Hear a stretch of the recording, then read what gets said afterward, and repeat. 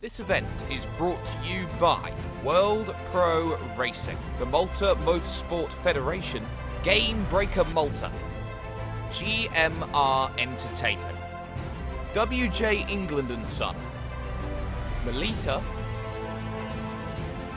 Media Looks, Restream.io, Gaming Malta, VisitMalta.com, and TVM Sport.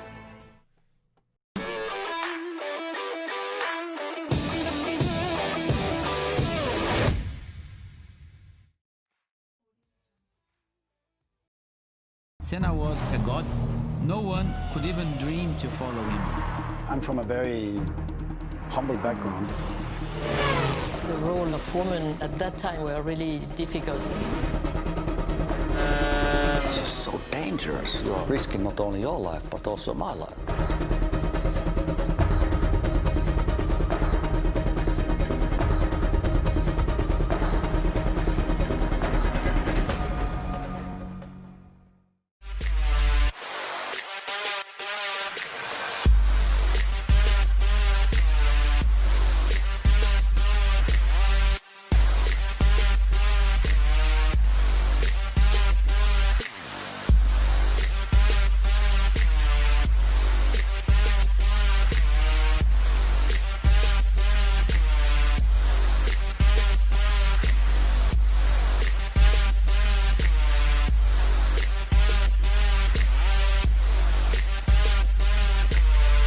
World Pro Racing, where sim racing becomes real.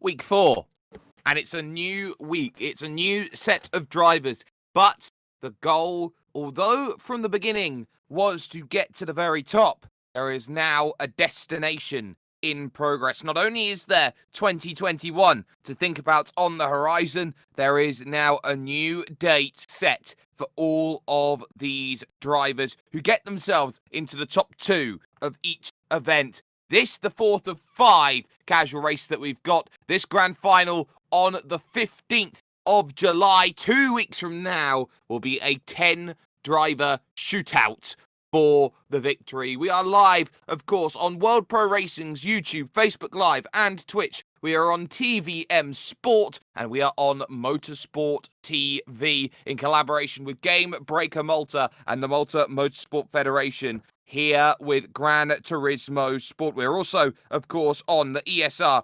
24/7 esports network as well.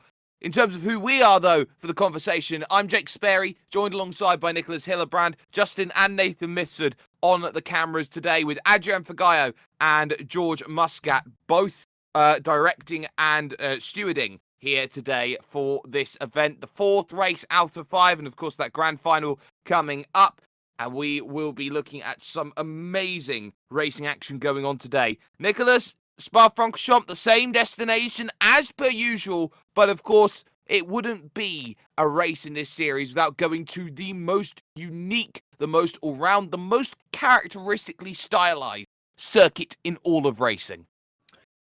Yeah, it's certainly great to be back once again at this circuit. Now it's July already, the year's halfway over, and so is these casual races. The entirety of all these weeks that we had preparing. As you said, week 4 out of 5. And at the end, we're going to have this grand finale with the top 2 of every race, if all goes well. And going to be one hell of a field to look at, to race, I think. But the circuit certainly, as we said, time and time over and over again, it's really impressive. It's just built straight into the Ardennes forests. And as always, it produces great racing.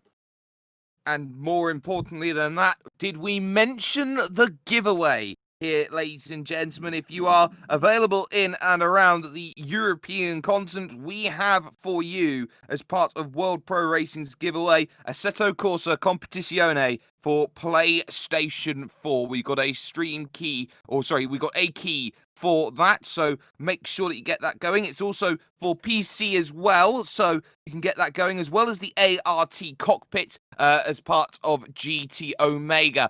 For the GT Omega cockpit, you must be a resident of Malta. For those looking for an Assetto Corsa Competizione game, you must be a resident in Europe to get that to be your reality. Head over to worldproracing.com and find yourself a way to the giveaway to get yourself involved with that. But we're just a few minutes away from heading over to practice here. But Nicholas, what we've seen over 3 races has been 3 runaway victories of margins which have been absolutely astonishing to look at around everything that's been going on. It's been a case of winning by 15 seconds, 20 seconds, 30 seconds over the course of 15 laps worth of action and 2 pit stops. So the question is, are we in for a close race for the victory? Are we with those for the top 2?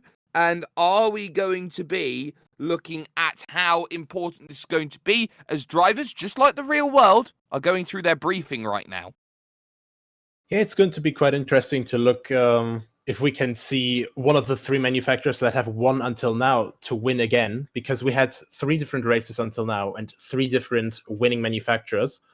And yeah, I think it's going to be quite a spectacle to see if we're going to have another Volkswagen, another Audi, or another Porsche actually winning as well. Of course, the winner was always quite far ahead because, well, just stay out of trouble, just keep pulling ahead with consistency, and let the others fight behind you. It's the best strategy that has ever been proven, and yeah, I think every winner so far has made good use of it. So I'm actually quite excited to see the grand finale at the end. Actually see, how these guys will actually play out against each other. We will be seeing that, of course, in 2 weeks' time. But to get there, you have to get yourself through these races, and it's those top 2 that qualify. The winner, though, gets themselves a nice Game Breaker Malta headset, so they are going to be pretty happy if they find themselves with that victory. But once again, it's going to be a case to be made. Who's going to step up? Who's going to stand apart from the rest of the groups here? Because this is not just about these casual races, the grand final in 2 weeks' time. This is the building blocks to the next step, to 2021, to the motorsport games made by the FIA and Malta's representative to that tournament, which will be concluded in 2021's Malta National Championship. It's quite a chance to show what you're made of, quite a chance to show yourself on a very big stage, because, well, for example, a national championship is already a great way to prove yourself, but if you win that, you get to this global event, the FIA Motorsports Games, and how much bigger can you really get at that point? How much bigger can you get than putting yourself as the representative for your nation? But all roads start at Spa-Francorchamps. We will be heading over towards Belgium in just the next couple of seconds here, ladies and gentlemen. And when we get that opportunity to go out there to see all these drivers out on track, to be racing, to be having this opportunity, you get to see it right about now. And there is a beautiful white Porsche heading up through for Mr. Colin at this point in time, going through Eau Rouge and Radion. They will have about 15 minutes here in this practice before 15 minutes of qualifying and then 15 laps worth of racing. A lot of 15s around these races here that's been going on. But what's key is strategy, and that is the fact that this is going to be a 2 or a 3 stop race. The 2 seemingly the fastest, soft tyres seemingly the fastest as well. That's a big slide through Les Combes for Mr. Collin. So Mr. Collin will be looking for just a little bit more consistency over these practice laps as we look at the likes of the Audi of Haller going on right now, making the brakes in towards Bruxelles corner. But strategy, this is what's going to be the big key talking point today. 2 stops worth minimum in terms of fuel capabilities, but if you can save, you can go 6 laps. Yeah, and that is going to be a very interesting thing to consider as well, as we now see one car that we also haven't seen before. I think that is the Mazda. Quite interesting addition to the field as well. And yeah, we've seen quite a lot before that you can either go for a very long run, or you can go for a shorter run, or just, make your every single stint go 5 laps. It's the safest option, really, and it's been proven to work every single time so far. But sometimes you don't always have that choice. We saw a lot of people make mistakes a little bit, like Simiana last week, having this constant struggle for Jackie X corner and trying to go for an earlier stop there with new tires. In the end, it didn't quite work out, but it's these split-second decisions that you sometimes just have to make. Sometimes you win from it, sometimes you lose from it, but that's racing. Absolutely, it is racing. This is Mick here in the Audi, making good progress, and it's the second time, actually, I should say, that we have seen the Vision Gran Turismo Mazda. It's, of course, week 1 where we found that Mazda first in this series. Didn't have the best of showings, but that's something worth keeping in mind, is that this is one of the few games that blends that fiction and reality, and to the point now that, some of those Vision Gran Turismo concepts which came out around Gran Turismo 5 are now starting to be implemented as concepts in the real world. You're seeing just how beautiful these vehicles are coming along, and it's that technical innovation that has gone on from the last 8 to 10 years that we have seen from those VGT cars that are now almost implementable in some respect. Yeah, I mean, overall, it seems definitely like something that could just be built next year. And I mean, if you look at, for example, just the Toyota FT1, as you called it last time, the Supra, and rightfully so, because the front end, it's basically indistinguishable from the Supra well before it was actually released as a real car. So every Mazda lover in their hearts, including me, because I love that brand, they're probably going to wish for, an RX concept GT3 coming out in the next couple of years, maybe. They certainly will. This is the AMG Mercedes of Clidino at this point in time, making a good push here towards the Fania chicane, the right, following on then with the left as drivers going through. Fastest lap in practice does belong to Mick on a 2:17 flat at this moment in time, but every driver will be looking to try and just put their times down on the board, get some consistency, but practice is more than just all about who's got the fastest lap. Keep an eye on Colin's Porsche 911 RSR, making a run through the final sector towards one of the most famous, the most scary corners in all of racing, and that, of course, is Blanchimont corner. I do need to point out, though, at this point in time, how cool is it that Spa-Francorchamps has at least 3 corners which you can say are legendary. You got Blanchimont, you got Eau Rouge and Raidillon, and then you got La Source, and they come up one after the other, and it's ridiculous how many great corners this track has. Yeah, the thing is about Eau Rouge, you're really always on your toes. In the dry, it's already quite a challenge to get a lap perfectly, and then when it starts raining, it's let's say you're more than just on your toes. You're on your toenails, just with a single toe. You're trying to press down the throttle and not spin the car, as we see Chris getting a little bit loose there through the chicane.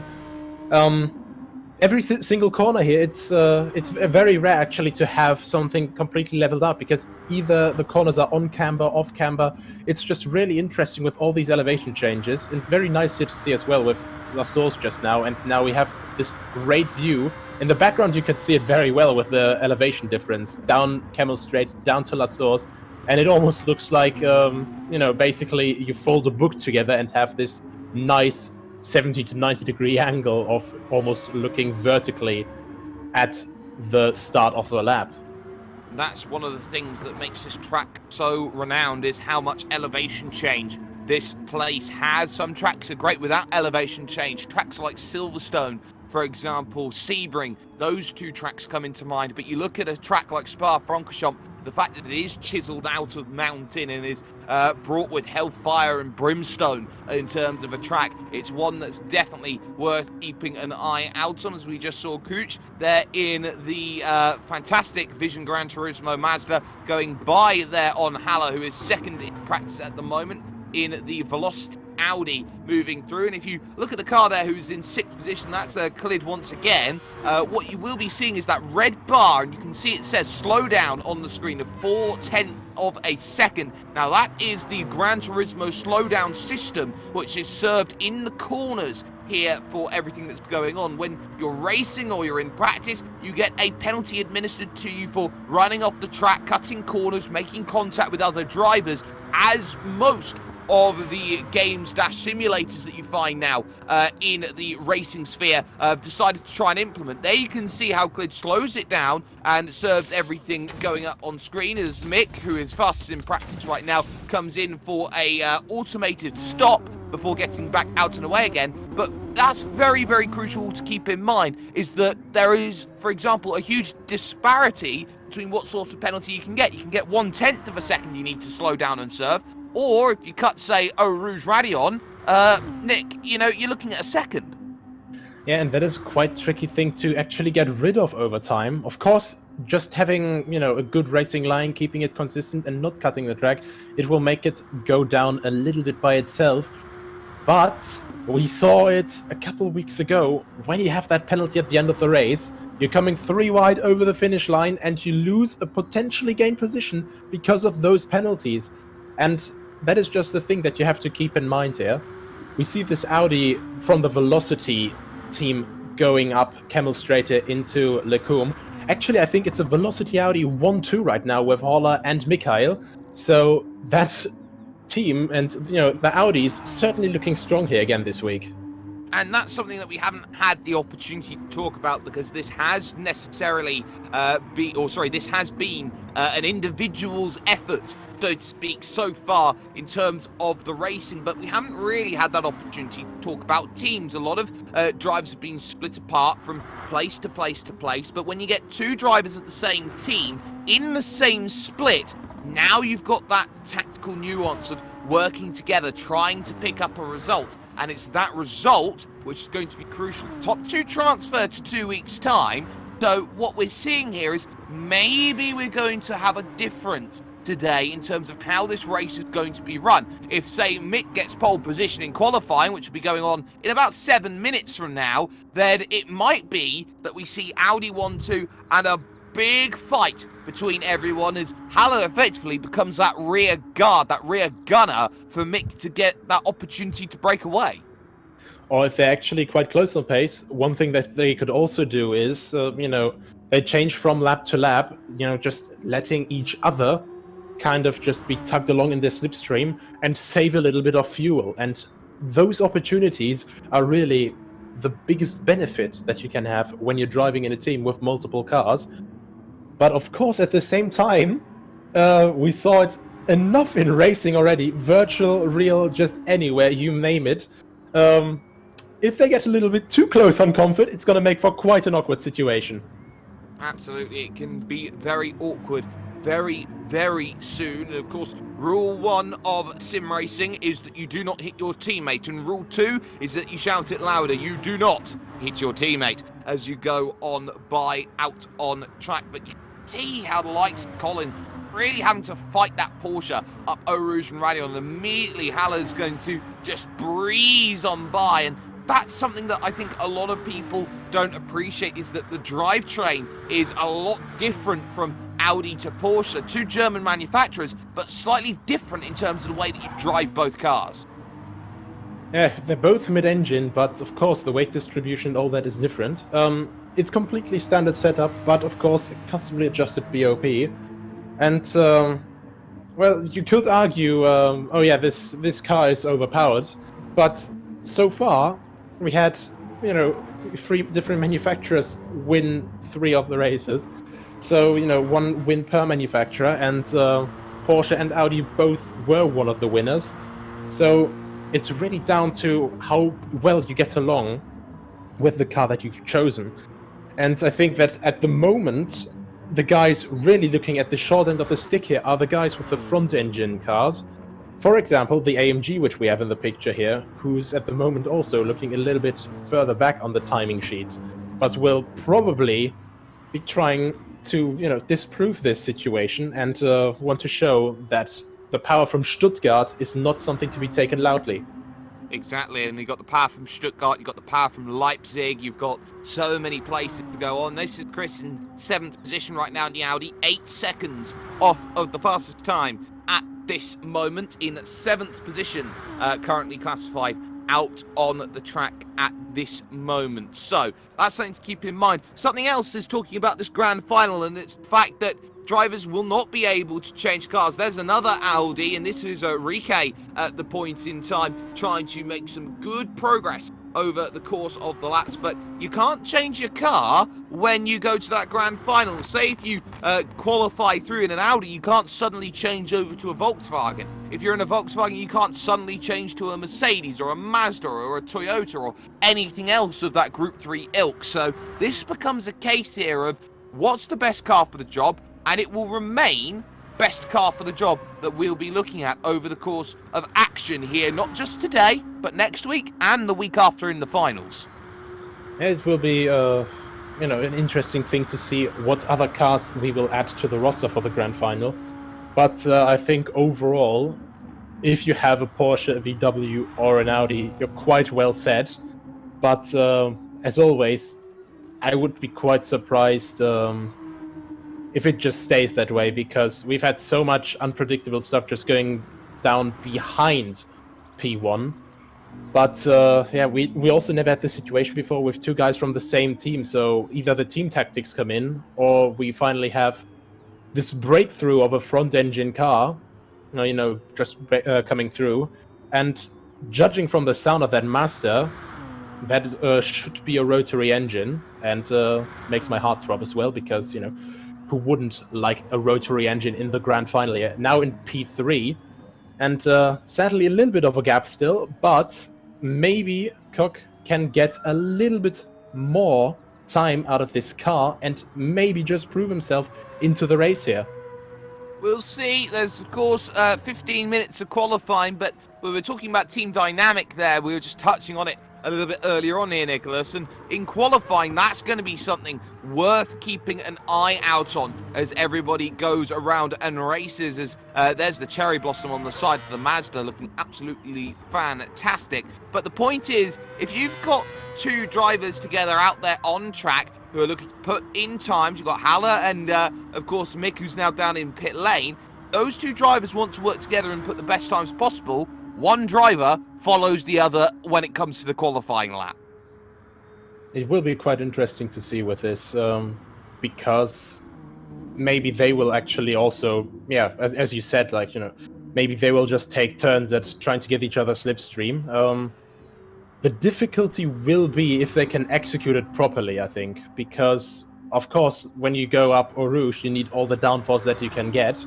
So judging the distances there, and also for Blanchimont here, as you said, one of the most exciting corners of the track, proving that despite us having all these on and off camber corners and, elevation changes like hell and back, a completely flat corner, just very fast, and the inside curb can end your hopes for a good race finish. It can still be very exhilarating to drive, but it will be very difficult for them to 100% get this slipstreaming down, because not even the best can get it down 100% all the time. If you haven't already, ladies and gentlemen, like, share and subscribe to World Pro Racing on Facebook Live, on YouTube, on Twitch. You can go and share your link any which way you can, as well as make sure you give some love to TVM Sport, to motorsport.tv, as well as the ESR 24/7 eSports Network, as well as all of the partners that are affiliated with this, as we are moving over right now towards qualifying and the 15 minutes that will be going up for that. And of course, what was key in qualifying was getting your time in early, and we've seen it so many times. Getting a good banker in sets you up very well for the next few laps, especially when out lap, fast lap, in lap, with the 9 times accelerated tyre wear that is on for this series, means that you only really get one big lap before you have to come back in and get a fresh set of boots on. And this is now where it will come down to business. practice just now, it was a little bit of a bragging rights contest, but qualifying is really where you need to get that lap time together. Maybe you can just test a little bit of, the limits in practice, but qualifying, you really have to give it your all. You have to get the fastest lap time, minimum fuel, and, well, if you mess up here, you lose valuable minutes, and valuable minutes that you lose could instead be a lap time where you could be improving, and that is a lot of pressure that builds up in a driver. It's that pressure that will come into play when it comes to qualifying laps. So we'll see how that will all play out, hopefully, in the next couple of moments. See here out on screen, drivers here on out laps, on flying laps, and we got up for you right now here how drivers are looking to get themselves set up in terms of getting all of this ready. 7 drivers here today, and this is the start of a flyer then for Mick at the moment. Let's go on board then for a flying lap on the R8 as into turn number 1, the Lasso's hairpin, having to struggle there on the power. Little correction coming out of that opening corner. It's not going to be too useful, but we know that those Audis are very hard on the rear tyres, so that's going to be something to keep in mind the longer that the stint goes on. All over the curb through Eau Rouge, through Radion, and now this small flick left, which now leads to this small flick right up the Kemmel Straight. And what people don't understand is how much of an uphill this is. You're really trying to battle against gravity here to try and get as fast as possible. The brakes hits at the 75 meters point before heading into the right left of Lekum. Malmedy, the third right of the trio, and now heading down the hill for the mid part of the lap. And it will be quite difficult for them. The Audi is very lively on the rear, which of course helps with cornering grip, but we saw that again and again already in the last weeks, and just now earlier again as well out of Lasso's. And surprisingly, he's completely stable here, so very interesting here. A lively rear is not always a blessing. Sometimes it is also, quite a curse, simply because you can't get the traction down properly. But he gets it completely clean here, coming through Pouon, now into Piff Puff, or Campus as it's also called, down to third or maybe second gear here even. And coming out of the left-hander, just barely touching the curb. A little bit of a tighter line than we have seen before, but now completely wide. Gets up on the AstroTurf on the outside, gets it completely clean, inside on the curb, outside on the curb, very nicely, and down this long, well, not quite straight away, but through these kinks, down to Blanchiment, and it'll be really important. Can he get this right without an error? Yeah, it seems quite clean to me. Yeah. A little bit tight maybe, but now into the braking zone for chicane, just after 150 meters, and comes in, very fine side over the curb. We've seen that from the Beetle before, but the Audi seem to have difficulty there. Not Mikhail though, comes over the line, and that's a 2:16.6. That's so fast. Quite good.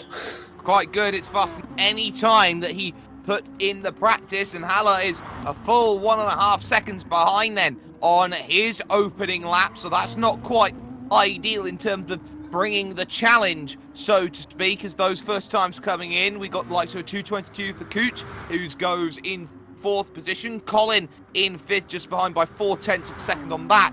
But what's crucial was there were a couple of mistakes in that lap. We saw at Lasso's hairpin there was a small mistake, and on top of that, Nicholas, getting caught between gears through the right-left chicane at Campus. Always a very tough place.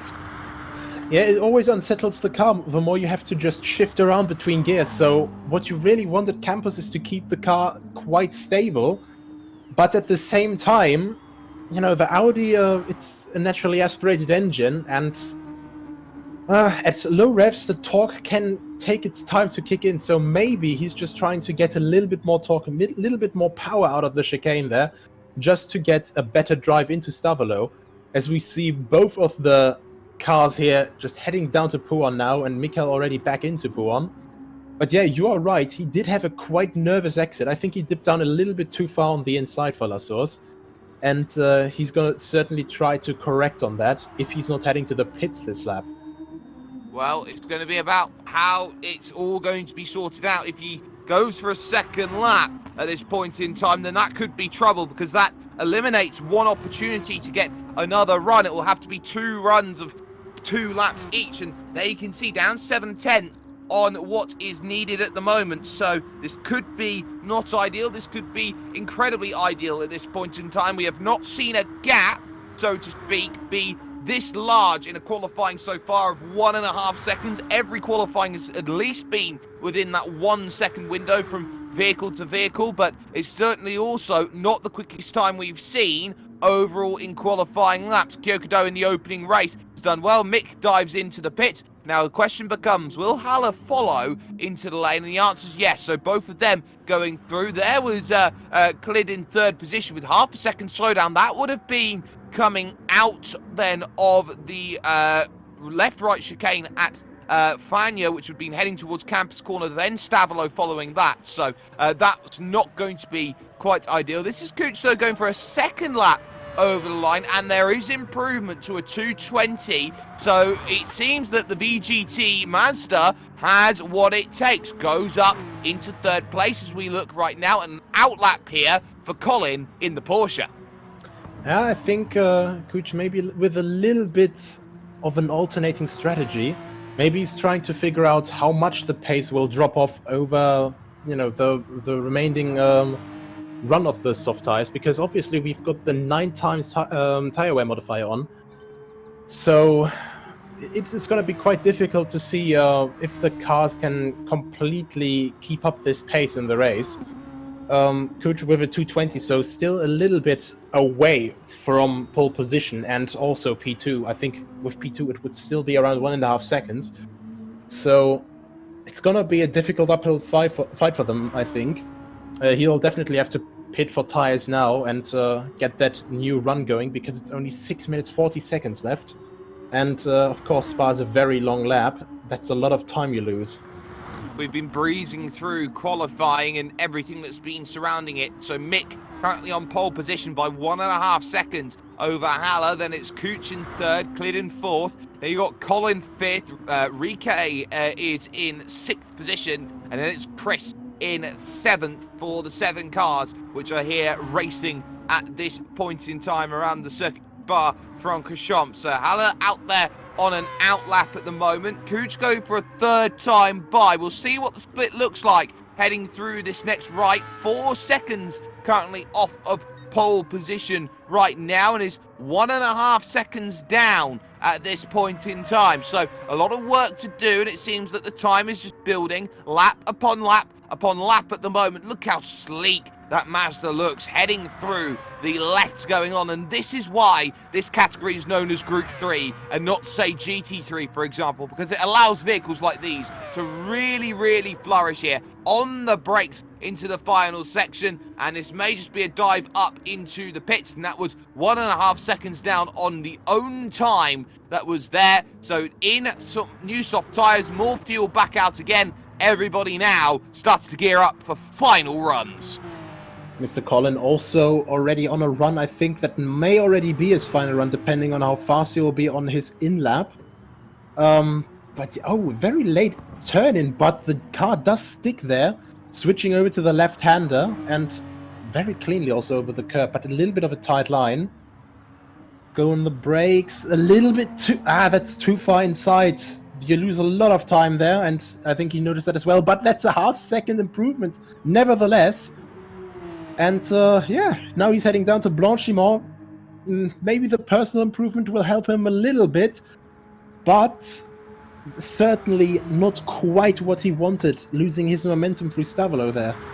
I wonder if he's not driving wheel. I wonder if he's driving controller, because those movements from the rear seem very unnatural. It's always a little wiggle here, little wiggling there. You can see just 1, 2, 3, 4 takes. It almost takes. It's almost micro movement that we're seeing through everything going on. Across the line, Mr. Colin will go and is up 0.2 of a second on that lap. Not enough for position. It's half a second needed to jump up into 5th place right now. But this is Mick currently on pole position on a 16.6 at this point in time, and has a real opportunity to go even faster at this stage. On the brakes through the right then of the campus corner. Stavolo is the next right and is up half a second purple in the middle sector, and this could be the lap which very much puts the icing on the cake, which is needed for pole position. It's good enough at the moment for a 16-1 if things stay like this, but maximize as much as you can through Blanchimont, nice and tight there with that inside curve, and start to make the run to that final chicane. On the brakes then to the the right-left, up the hill, heavy bits of anti-cut curve through the first part again, but Mick making the push to the line, 15-4, it's a 15-9, what a time! Yeah, he's really aiming for a Schumacher demoralization of his opponents here, and also Horler just improving by 9/10, so still 1.4 seconds off, but despite that, still such an impressive run. Those two Audis are really aiming for the top spots here. And Mikhail sets back to the pits with, well, rightfully so. I don't think that anyone will be able to touch that at the moment. So, quite impressive.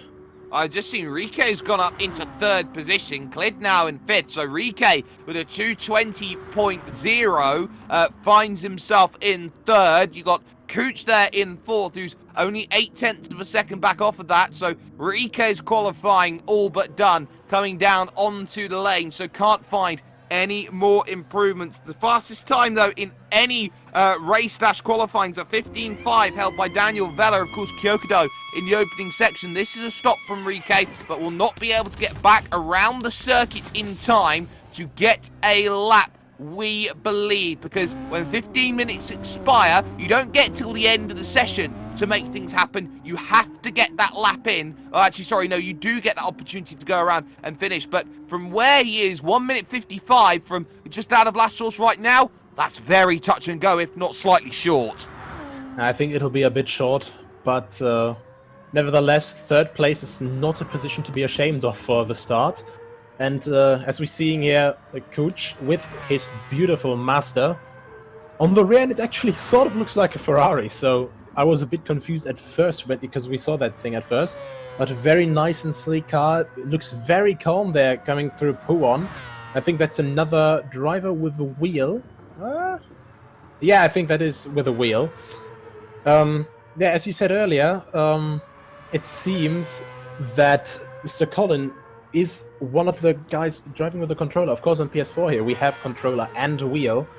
So it's a quite interesting thing to see. It's certainly not a majority. Oh, 1.2 seconds. So he's looking to take the fight to the front. And of course, normally it would be a second row, but everyone's starting single file here. So every position gained is very, very crucial time that he would gain on the start as well. This is good enough for third if it stays good. 0.8, remember, the gap to Rike. He's 1.1 up, so that's a 0.3 swing. That's good enough. Final chicane. Put the power down as much as possible. Small little corrections to get it over to the line, and it's an 18.7, which is good enough by 1.2 seconds clear of Rike. What a final sector that was, and now with 20 seconds to go, this is going to be short here from Rike. Will be unable to get this time in on the outlap, as you can see on screen, so this isn't going to work. Clid is in the soft.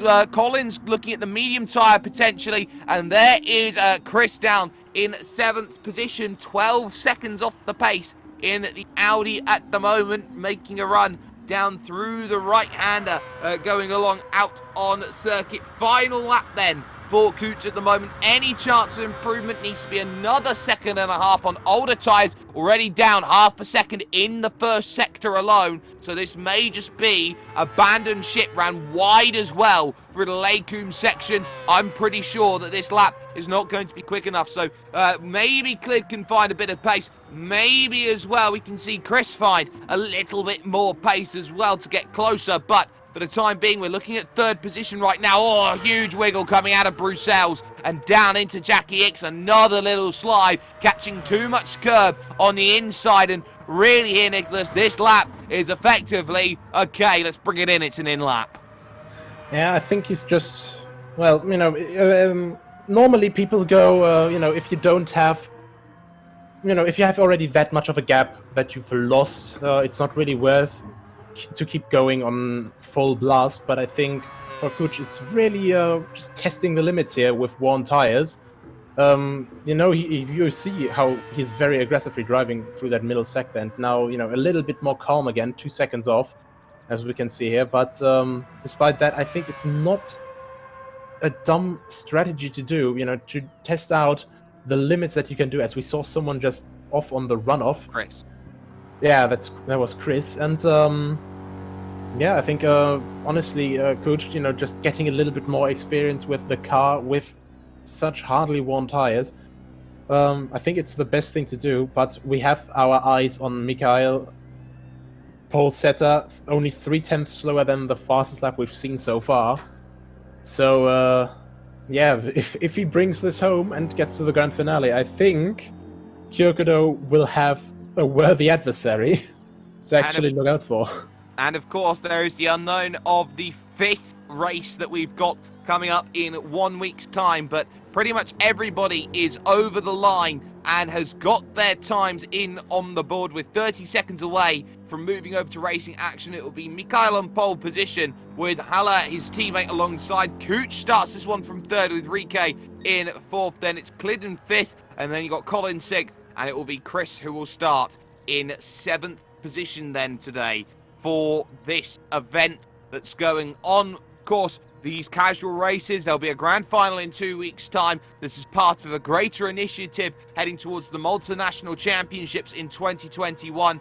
And of course, on top of that, you've got the FIA Motorsport Games coming up, and that's what the ultimate goal is. This is just the beginning for all of these drivers. But let's get a look then as we head down to the formation right now. There you can see 2 Velocity cars, 1 and 2 Audis. Mikhail there on pole, Haller there in 2nd. And then you can see that Vision Gran Turismo Mazda there in 3rd position. Got the likes of Porsche, Mercedes in here as well in terms of manufacturer. But 15 laps, it's going to be 2 stops on the fuel here today for everyone, as they will get automated as they go off. Of course, they all go when the leader crosses the start-finish line, and that's going to be key. So they do not have control of their vehicle just yet. They will get so with the clock, which ticks down to 1, and now every driver can start going here and starting to make that push. It's about 1.5 seconds per position, but already you can see here it's a clean start from everyone getting themselves off and going. It looks like P5 looks the closest right now. There is Clid right here, or Cladinho at this point, is going to try and get as close as possible here to 4th position, which is of course Rike here, as they will head up Arujan Radion for the very first time in this race. And it's all nice and calm at this point in time. Time to settle down, get a rhythm going, because 15 laps, well, it does feel a little long for a couple drivers. Not necessarily a sprint, but a lot of time to make something happen. And not the longest of races, but despite that, it's still about half an hour, or just over half an hour. And not to forget, you have to do 2 stops here. And with the tire wear, I wouldn't want to even attempt 1 stop. So yeah, it's going to be quite interesting to see how people get along with this, as we have Cladinho here on the back of Rike, the AMG driver, really not wanting to really let Audi get another domination going. And he seems quite close. I think that's also another wheel driver. Yeah, that's quite smooth steering motion, so I think that is on his steering wheel. Yeah, looking a bit on the inside, slides a little bit on the outside. Yeah, I think he's gonna have to find his rhythm a little bit more if he wants to challenge Rike for P4. And just in front of that, Kuch is gonna laugh to himself and say, well, the first 2 are gone, but I can easily take 3rd like this. Well, of course, it's the top 2 that transfer, so that's not going to be ideal in terms of making that happen. The top 2 have broken away, but this is the issue with Cladinho here at this point in time. It's the fact that every corner that we are seeing at the moment is just so aggressive in terms of the driving style. It's almost driving on the front and getting very early in on the entry and trying to carry as much speed into the corner. Now, for those who understand racing and how to really maximize a lap and maximize enough out of the car, you've got to be quick through the exits of the corner, and especially that midpoint, and that's where it's all choking up. Look at Haller, though, over the opening lap. Mikhail there gets a 2:22 down in on the book, but the gap, 1.5 seconds at the moment. There's been no movement. It's been stagnant on the opening lap. You can see here this fight 4th and 5th. The gap 0.8 of a second between them as they head into the last source hairpin. Yeah, it seems that the Mercedes is a little bit more confident on the brakes, but might just be that he's braking just a tad too late as well at that, overshooting the apex a bit, and then of course the exit gets compromised. Also, he's putting quite a lot of strain on the front tires, and I'm not sure if he can keep up this pace without the front tire wear coming back to bite him later. But right now he's in the slipstream, getting the suction from the lack of air in front of him, and look at that closing speed. Just after the King, already gaining around 0.3, and that's really the power of slipstream in these cars. It's quite impressive how much of an acceleration you get. Absolutely, and this is going to be crucial as we look from behind on the rear bumper at this point in time, down the Bruxelles corner, and trying to really open up this next left-hander, which is of course Jackie X. You can see the differences. They go down that section. Cladinho just having a little bit of correction going through that section, and just like that, the gap half a second right now as they head into double right of Buon, and that is a missed apex and a half. You could plant a batch of double-decker buses if they come in batches, but ultimately those are a lot of places or a lot of time that's gone. That's 0.8 in one corner. Look at Mikhail though at the front of this field, has got himself the gap up to 1.9 seconds, so 0.4 quicker over that last lap, and very much I would say at this stage of this race, driving well within the means. Of course, the worst thing you could do is have a spin, which the Audis have been prone to do on what is worn tyres, which I'll be heading to around here, lap 3. This is when you really start to feel it. Yeah, this is really the point where it gets difficult, especially on the soft tyres. Though we have seen people on the mediums as well, and you remember last week when we actually were speculating if maybe they would go for a double stint on those medium tires, but in the end that was an opportunity that wasn't used. So maybe a missed opportunity, but also the speed that you have from the start is just so much slower that it might not just be worth it at the moment. I think it's also got something to do with fueling rate, and the longer that we've looked at these pit stops, it's been the fact that the fuel has been the last thing to come off before they get going, and it's been the tyres which really have been the quick thing to change. So I think it doesn't make much sense to go and double stint on a set of tyres if you're going to still be waiting exactly the same time for the fuel. So that will be something just keep in mind. So we can keep an eye on Colin here in 6th position right now, 4 seconds away from Cladinho in 5th position, but in 7th, 9 seconds now, almost 10. The gap back there to Chris, who's very adventurous there over the Radion curve, and now heading up the Camel straight here down at the back of the pack. But everybody's got to race, and everyone's got to try and work hard at some point, and already they can see race leader down 0.9 of a second with a penalty, so that's going to have to be served, and this is going to be an awkward serve right now. The gap, yes, 3 seconds at the moment, but 3 seconds with 0.9 of a second penalty, that's got to come down.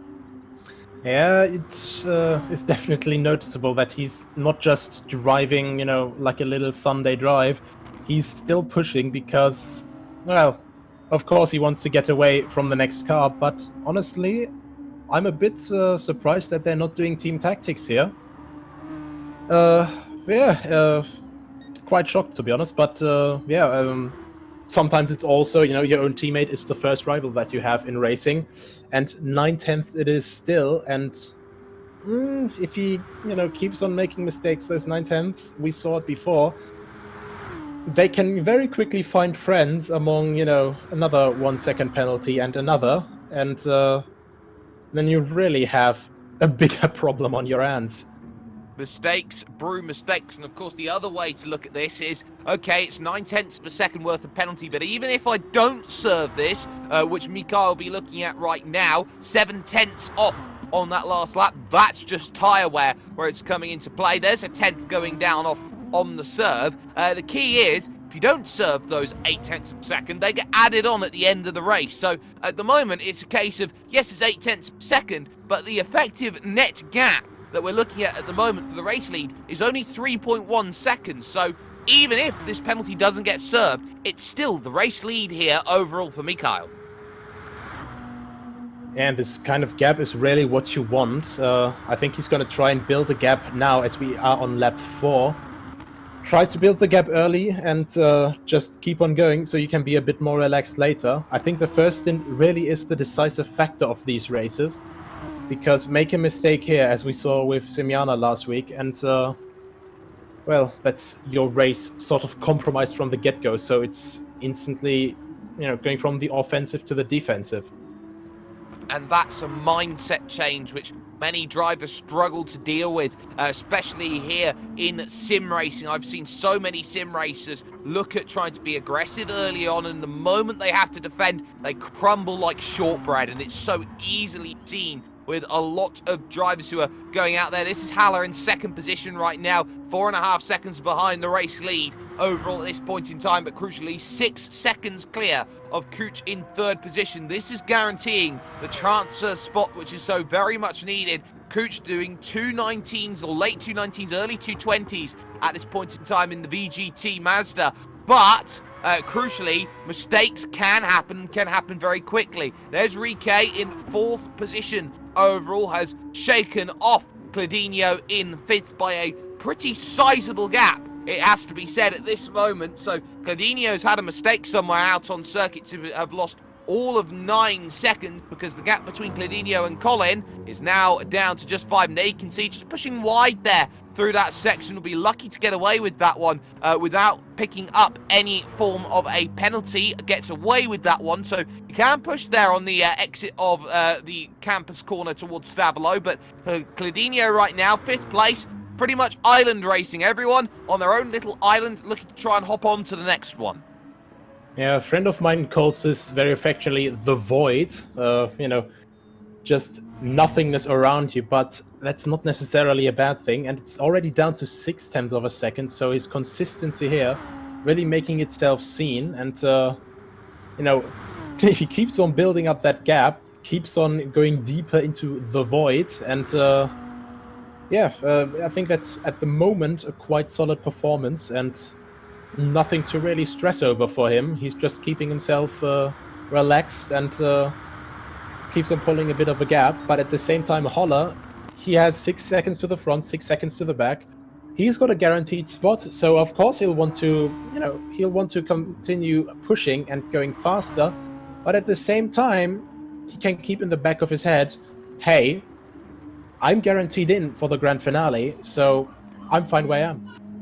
Well, he's fine where he is, but the times, look at the times, though, between second and third. If you get up on screen, the last lap from Haller and the last lap from Kuch, this is going to be crucial. A 2:20.9 from Kuch there in third position overall. Now, that's crucial because that gap at the moment over the first half of this lap has remained at 6 seconds between those two drivers. It's not closing down that gap at this point in time, but crucially it's keeping it at exactly the same pace, and this is what Haller is going to be worried about. Maybe this gap is going to start closing. Maybe I am going to start having to worry about what's going on. It slightly dips there for that moment, under 6 seconds for the first time in a little while in this event. We're on lap 5 out of 15 right now, and this is very, very crucial because this is the pit stop schedule that we are looking at this point in time. So we'll see how this one goes. There's Mikhail with half a second going on right now in terms of penalty, so we'll see how this one all plays out, slowing it right down 0.4 of a second, and should dive down into the lane. And Nicholas, it's pit stop time.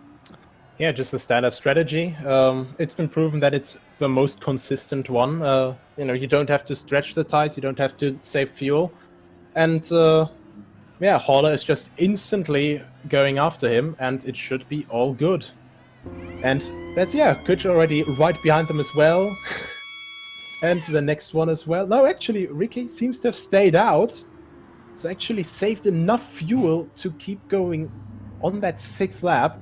A bit unusual, we haven't seen that a lot, but it's enough to momentarily, at least, put him up to first place. Of course, he still has to pit as well, twice nonetheless, but on his one tires, he might slow down Mikhail a little bit. Oh, okay, words. But Mikhail could find himself into a spot of bother if, he gets stuck behind Ricky in the same car in front. It's so very awkward when you've got a whole pit stop advantage over the driver in front, and you have to try and make a way through on a car that has old tyres enveloped on it. So, Ricky here, who leads this race, has to come in for that 6th lap and try and make the stop. But what's going to be key is how this is going to work. You can see the door left open, contact between the pair of them. That slows down the penalty for Mikhail, but that's a little awkward going through that section. Riquet is more than entitled to fight for this position. This is for the race lead overall, and at the moment, Mikhail is getting a little bogged down and a little bit frustrated. This is where the chances happen, and the slide going through the double left of poo on the door has to be left open for Mikhail to go through, and he won't take no for an answer. Straight back through and into the position of first again. The penalty down to 0.1 of a second, but not cleanly was that pass. It's a bit of an awkward situation all the time, because you have someone in front of you with worn tires. Of course, you want to push past, you want to not lose time, but Ricky, of course, he is entitled to that position. He isn't a lap down, and of course, he's allowed to fight back, and Mikhail is not going to be very happy with that. But at this point, Ricky, maybe it just didn't work out in his favor there either. Is he out of fuel? Ooh, I don't think so.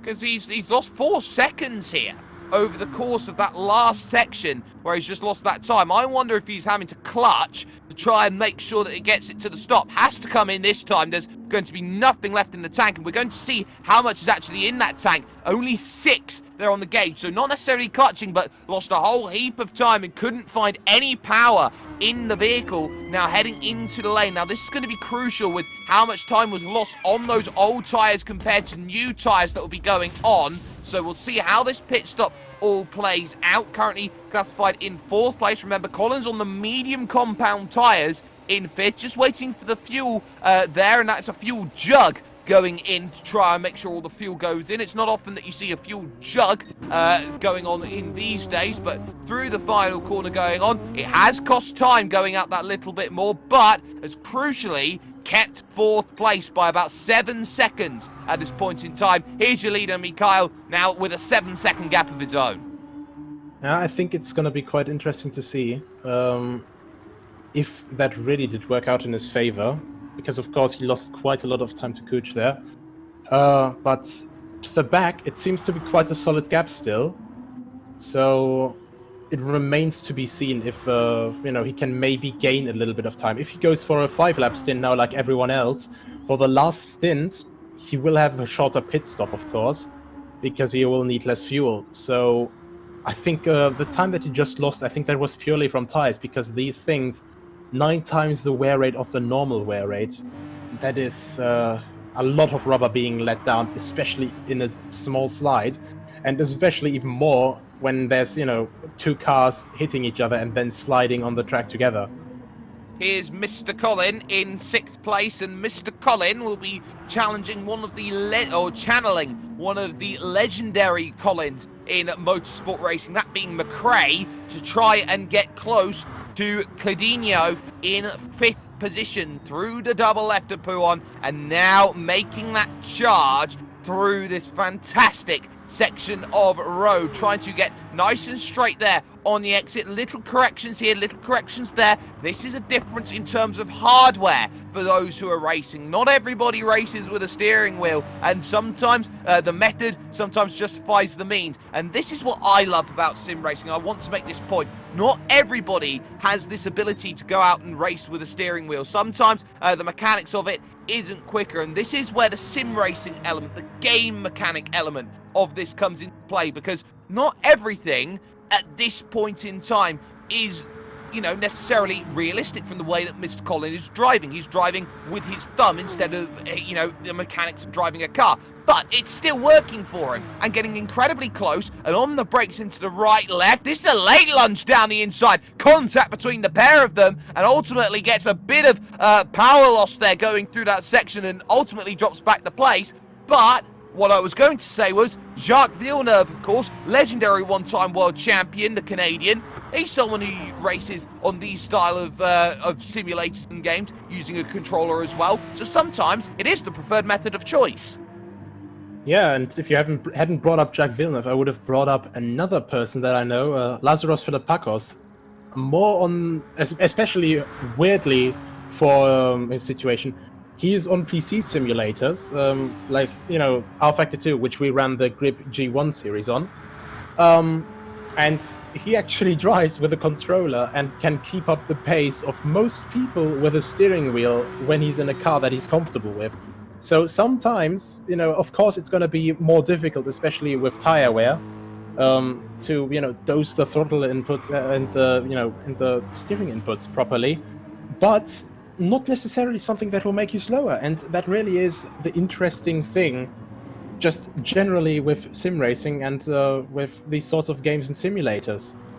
There's a penalty. It's now 9/10 of a second there for Cladinho. Here's Mikhail at the front of the field. Has actually gone quicker onto a 16.9 for fastest lap of this race so far. Did so on the last lap through. Is about 2 laps away now and a little bit of road from making his final stop. And there goes Cladinho around at Pooh on the double apex left-hander. So immediately a large mistake. Let's get a replay. See how he's done that. Caught out on the AstroTurf and could not gather it back up. And very nearly was followed there by Colin going through, who, get this right now, was trying to follow as close as possible to Cladinho, who is really struggling. He may have heated the tyres up a bit too much because now there's apexes going away and astray. Yeah, Cladinho, he had a bit of trouble earlier on in the race coming into Pouon. So maybe a bit of an error that he had made before and already just coming back to bite him, and that really is an issue, because if you get too wide on Pouon, of course Pouon isn't as vicious anymore as it used to be. It used to be lined on the outside with gravel, and basically every driver knew, if I go off here, my race is over. But you know, now sometimes Pouon leads to overconfidence, because that tarmac runoff on the outside, it's not really smooth either. There's bumps, and of course the AstroTurf, which just caught Cladinho out, and it can really cost a lot, because those AstroTurfs are really slippery sometimes. Absolutely they are. Mikhail coming up to the lap in the next couple of laps or so here. Chris Pateri in 7th position is going to be the driver who will be starting to fall behind, it seems, over this race. Gets it a little bit wrong going through that section. If the 08 is any indication of anything, this could be a case of seeing someone 13 years of age behind the steering wheel at this point in time. I cannot confirm nor deny that, but that's only an assumption at the moment from the username that we see. But ultimately, at this point in time, Mikhail absolutely flying at the front of this field, but you can see over the course of 8 laps how the gap has certainly changed. Mikhail now almost 10 seconds clear of his own teammate right now, and that is a very, very healthy margin to have at this stage. We saw how, though, that the one spin that Cladinho had cost 14 seconds over the course of the race. So the one thing you can't do is spin too egregiously right now. Should be due in next lap. It's quite interesting to see as well. After the first 5 laps, we had about a 6 or 7 second gap, and now it's only up to 10. So Holler's starting to find, you know, his proper rhythm, starting to lose less and less time over the amount of laps that they're doing. And, well, you know, I think he's hoping, if I can get enough into my rhythm, maybe I can gain back some time. Very deep into the Debedlar source there, but he keeps it stable, unlike his teammate in qualifying. So I think he's really grown confident in this run with the Audi. Now heading down to Eau Rouge and Radion. Definitely some of the most challenging corners in World Motorsport. And only 4/10 down now, so I think he may have found a center there.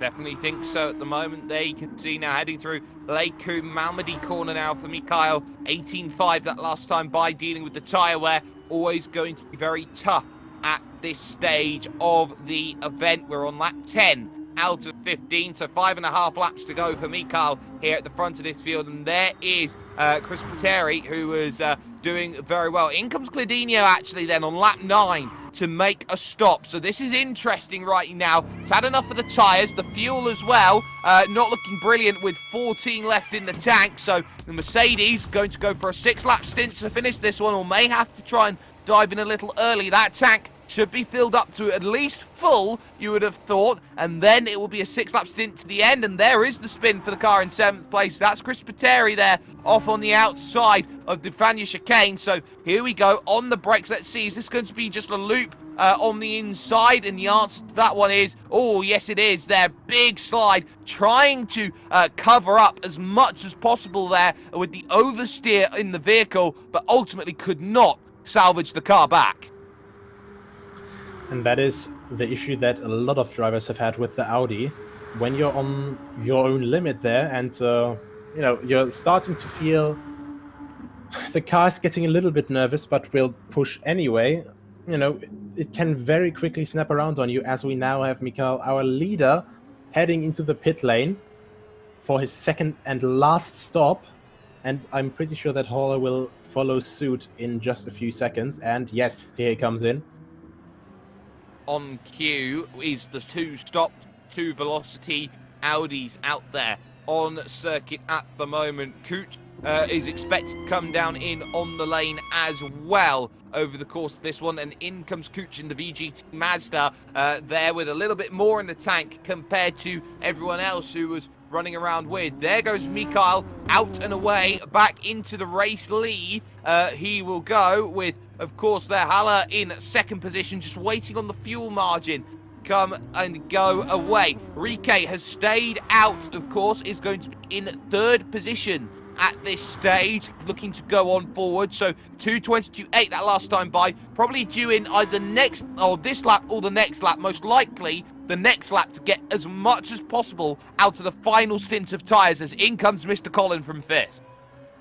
It's going to be interesting to see what Rike will do now, because I think it would be the wisest choice for him to actually go, you know, for this lap in the pit stop.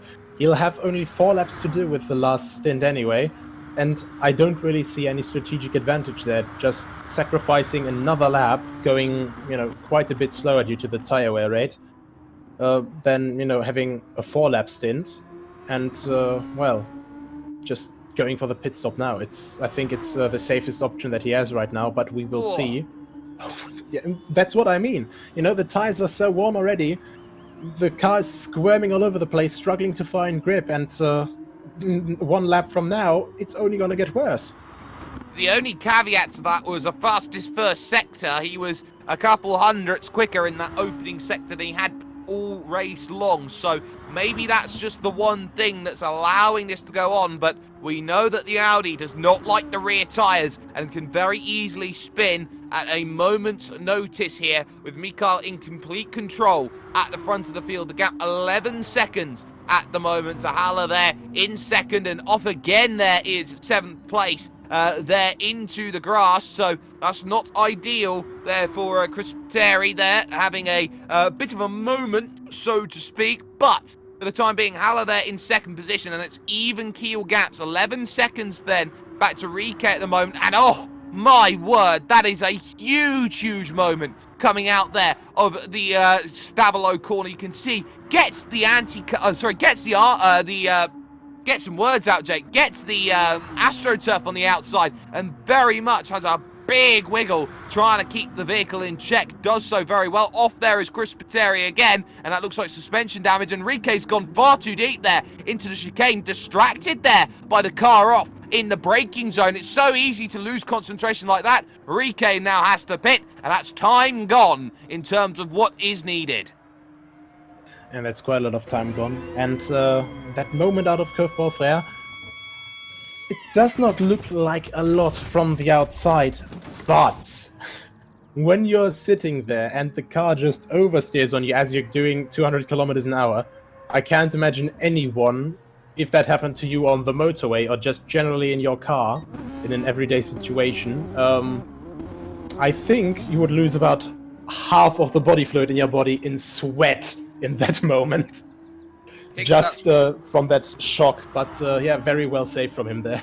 I think they call those sorts of moments code browns in the industry. But at this point in time, Mikhail in total domination at the moment. Rike comes out in 4th position, unchallenged by Mr. Colin in 5th place. This is Haller in 2nd position. The final transfer position has 17 seconds worth of margin, and to get 2 teammates into a grand final, that's going to be something well worth its weight in gold as they go on through. This is the man on the outside looking in. This is Cooch at this stage, just stuck 30 seconds off of the race lead, has done everything right in terms of running this race. The one issue has been pace and has been down 30 seconds on the race leader. The only thing that's needed is to find more lap time. That is a definite fact, and yeah, consistency was definitely there. A little bit of lag there, but despite that, you know, the consistency was there, the car control was there. But yeah, as you said, the pace was a little bit lacking still to take it to the top 2 spots.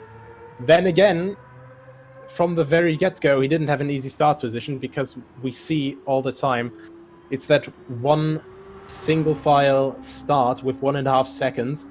And the first 2 just barely get out of the chicane, but 3rd place, so in this case Cooch, he has to get around that last left-hander before he can go full throttle, because I doubt that you can take, well, what's essentially a hairpin that is also a little bit off camber. I doubt that you can take that completely flat out with the best of traction. Those are the ebbs and flows of balance of performance, different driving styles for different vehicles, as they all make their progress towards the final 3 laps then of this event, as we look at Mikhail here at the front of the field, who sets a fastest first sector of anybody in this race so far. Those tyres will be having maybe a lap of good life left in them, but it could very easily go astray. Things go wrong. This is Haller there in 2nd position right now. The gap 14 seconds now to the front of the field. Lost 3/10 in the opening sector of the lap, and it's so easy just to have time trickle away. But when you're on your own, sometimes it can be the best thing in the world for you, because you can just concentrate on putting laps together. Sometimes it's the worst thing in the world, because concentration can break, because, oh, it's so easy, I just have to drive on my own laps like I would normally do if I was practicing. Yeah, but you know, practice and having a good understanding of the car and the track, you know, that's the A and O here, as we would say in German, the A and O, you know, the basic knowledge that you have to have when going into these races. And I know they're called casual races, everyone knows that from the title of these streams, but, and you know, that's the big but, we have people here that really have a lot of potential. Kyokudo and of course Mikhail here as well, with that only 3/10 slower lap time. I think it's going to be a very interesting grand finale, and I can't wait to see who's also going to be here next week. Of course, this race isn't over yet. Mikhail just goes through the chicane here, through the left-hander now, and completely straightens out the car, full on the throttle, and still doing 2:17s. Great pace for these worn tires now until lap 14. Only this lap and then another lap to go. And then this race is already over again. Half an hour just flew by. Just like that, it goes so quickly. These races, half an hour on the clock in the bottom left corner of your screen right now. They've got themselves 2 laps to go here in this event, and it has spread itself out as it has done for the majority of these races at the front of the field. The driver who starts in first gets a 1.5 worth of advantage, and it's been a case once again of don't look back, because the moment you start looking back, there's troubles. There's Cooch in 3rd position and Rike in 4th, who is a further 15 seconds off of the back of the pace, almost a minute off of the race lead right now. Everybody's almost practiced their social distancing, I think, at this point here, because everyone's got a nice 15-second gap, at least, between each other. Yeah, and you know, as I said before, you know, at this point with these gaps, you can just let it all roll out to the end. With 2 laps to go, or well, 1.5 laps at this point, there's not much that you can do there, but, well, not much you can do right, but still plenty that you can do wrong. And we see on the track map up in the top right corner as well, how big the field is spread out right now. And for Mikhail, this is going to be absolute heaven, because he sees, oh, I've got the entirety of Puon and the 2 middle straights there. So I can just, just keep going, keep up my pace. Maybe this isn't even his full potential, and he's just having a relaxing drive after all. But yeah, it's all about consistency in these races, and of course, if you can just keep it without any mistakes whatsoever, you're going to be looking at a decent result.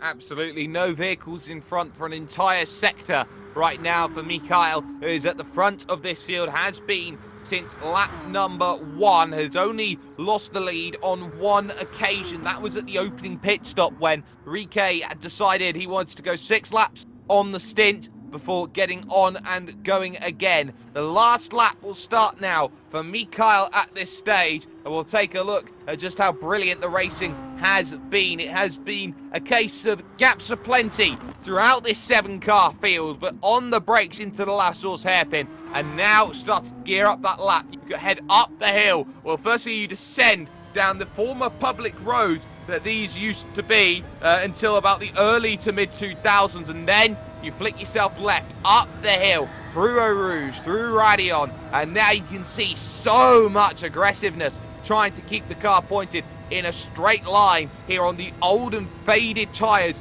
the 9 times tyre acceleration that they've got going on towards the Leiku Malmedy section here on the brakes there, hitting through this right hand, left hand, taking as much leeway as possible there with the curb, trying to get as aggressive as you like here through this section, and up 2 wheels on the AstroTurf there on the outside. Now you descend down the hill once again. Such a difficult corner as Bruxelles. This is a tyre killer. These next 2 corners take 180 degrees of long right down the hill into a 90-degree left, which balls away from you the longer you go on, and now you've got this relatively flat section towards the double left of Pouon. You can see right now for Mikhail, he is just absolutely in his own world, has not stopped at all, and the gap is extending with every corner. It's up to almost 18 seconds now on the timing tower on the left-hand side of your screen. Through the Fania chicane, the right then the left, and now the campus corner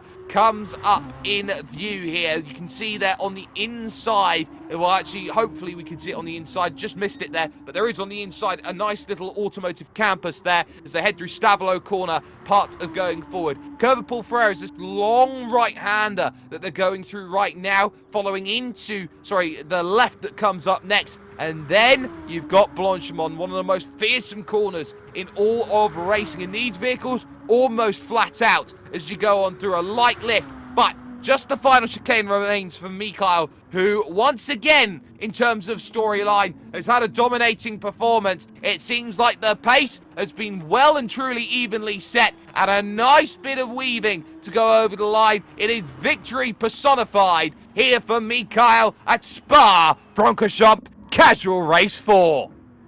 And Audi's really looking strong here at this track as Holland now comes around the last corner as well with a just as well consistent and great performance. He's going to be very happy with that.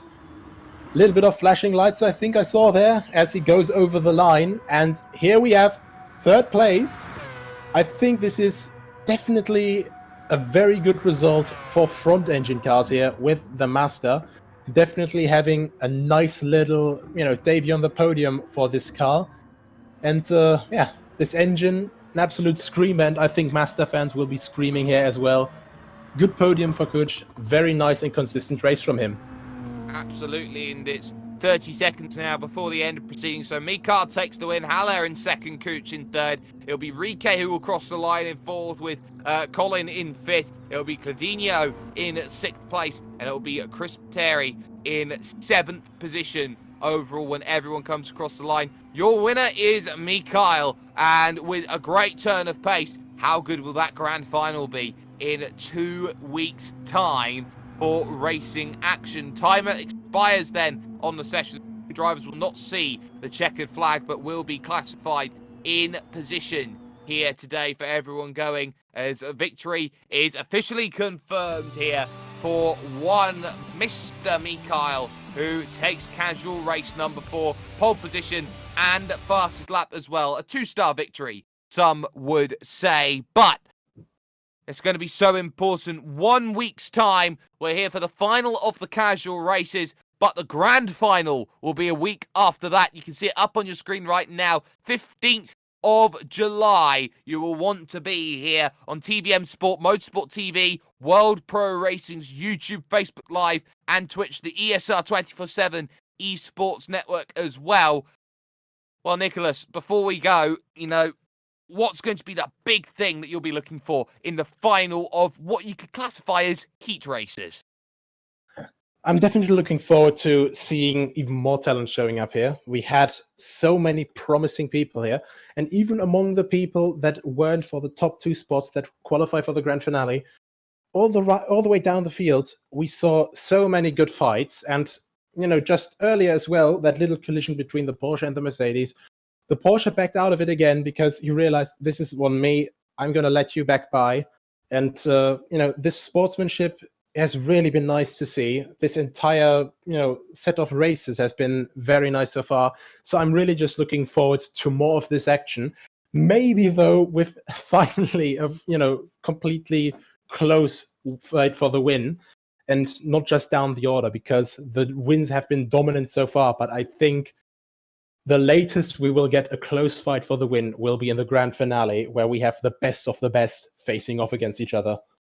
Absolutely, but there is one final stop before we get to the final, and it is the 5th round, which will be in 1 week's time, same place. That will be on the 8th of July. You will want to join us for that one across everything. For Mikhail, he will get himself a set of Game Breaker Malta headphones. He'll be very excited about that. If you haven't already, there's 2 giveaways available, one to residents of Malta, the other for Europe here, of course, and that will be for the cockpit that's going on, the ART cockpit by GT Omega, as well as the stream game of ACC Assetto Corsa Competizione. You can get that one for PC and, of course, for PlayStation 4 as well, with the console release that has just come out. But in terms of who we've been in terms of production, I've been Jake Sperry, that's been Nicholas Hillebrand alongside me. Justin and Nathan Mifsud have been on the broadcast with the Chief Race Director Adrian Fagayo and the Chief Steward George Muscat, both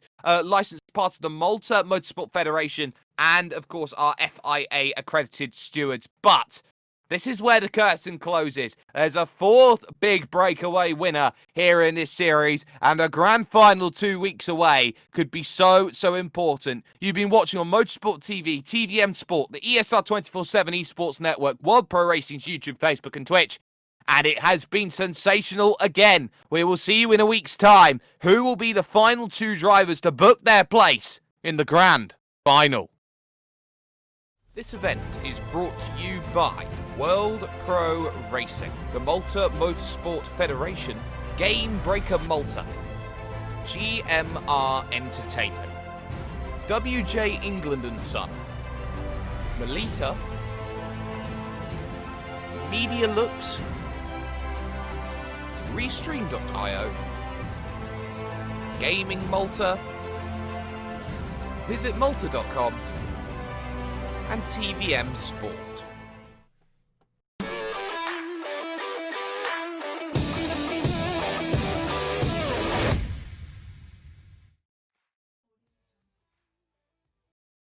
Senna was a god.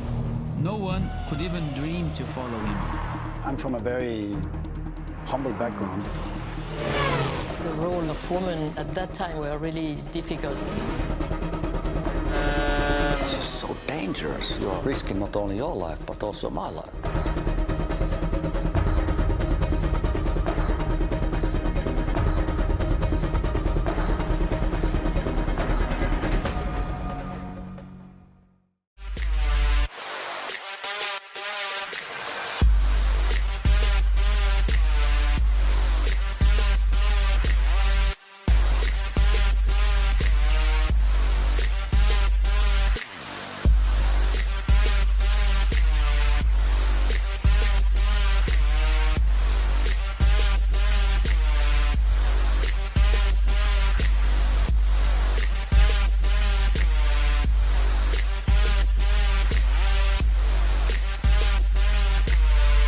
World Pro Racing, where sim racing becomes real.